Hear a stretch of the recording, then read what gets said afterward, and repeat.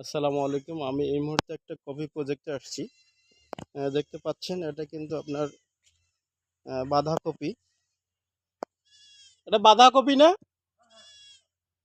হ্যাঁ, বাঁধাকপি। তো এই চারাটা কিন্তু খুব ভালো চারা। এটা দেবীগঞ্জ নার্সারি থেকে এই চারাগুলো নিয়ে আসছে কৃষক। দেখতে পাচ্ছেন গাছের চেহারাও কিন্তু খুব সুন্দর আছে, ভালো। তো বাঁধাকপির ভালো দেখা যাচ্ছে, তবে পাতা একটু মনে হয় যে পোকা কাটতেছে। এই ক্ষেত্রে হয়তোবা এখানে ক্লোরোপাইরিফোস সাইপ্রোমেথ্রিন গ্রুপের ওষুধ দিয়ে স্প্রে করলে এই সমস্যা থাকবে না। আর এই মুহূর্তে পচন না হওয়ার জন্য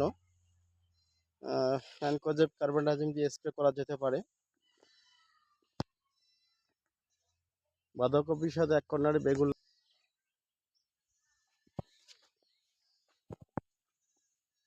তো কি দিয়ে স্প্রে করতেছেন এখন?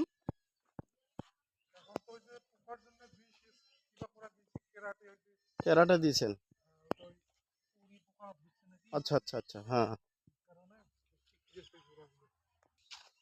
এর সাথে একটু ঢলে পড়ার রোগ মনে হচ্ছে, যে আমরা দেখতেছি যে ভিতরে কোনো প্রবলেম হয়েছে কিনা।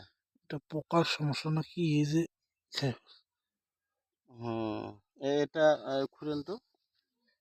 না, এখানেও নাই। শুনুন, এটার জন্য অবশ্যই আপনারা দিবেন আপনার।